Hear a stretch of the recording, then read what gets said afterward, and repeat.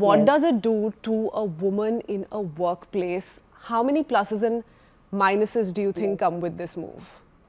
No, I think the first thing we need to keep in mind is that this is not a battle of the sexes. It's a Yeah. test of whether India is kind of finally ready to design laws that are humane, neutral, and rooted in reality, not biases.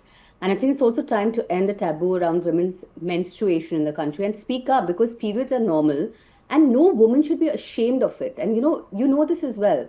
Women, as women, we are paying over and over again for this natural act. We're told we're dirty, we're polluted, we're cursed, we're impure. We're not allowed to enter religious places or ceremonies. We're told that anything we touch will rot. We're told to use old fabric and plastic because pads are too expensive. So let's be real, first of all. If cisgender men bled for 5 days a month or got pregnant or breastfed or gave childbirth and still showed up to meetings, we would not even be debating this. So Karnataka's menstruation leave today, we would not be even talking about it. We'd have labs racing to invent zero pain periods or gold-plated breast pumps and a padman who actually sat on the board of Fortune 500. What we have instead are women who are quietly popping Meftal in office bathrooms and almost apologizing for their biology. So what we need to be make absolutely clear is that compassion is not the same as chivalry and rights are not revenge. We don't need laws that pedestalize women into devi, but neither do we need policies that are penalizing women into becoming a Diana. Spare us both the worship and the witch hunt.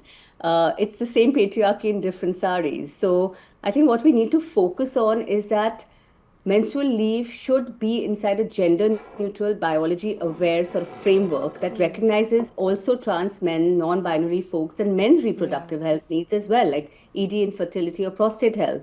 And anti discrimination safeguards must ensure that women are not penalized in either hiring or promotions or appraisals for using this leave. Yeah. And one more thing we need to do is data has to be tracked on the uptake, the productivity and retention and wage gap. So let's not roll back the rights, let's refine these rights. So when we talk about Karnataka's menstrual leave, let's not clap sort of mechanically because it's good for women, but at the same time let's not panic that the economy will collapse because of this. So let's ask harder questions. I think that's what the policies is going Yeah. to do to women in at the workplace in the long term. Will it make workplaces kinder without turning women into weaker employees? And does it move us towards gender equality, or is it going to just add more labels to an Yeah. already over-labeled gender? So I Yeah. think it should not be radical nor cosmetic. It should be a bridge to equality.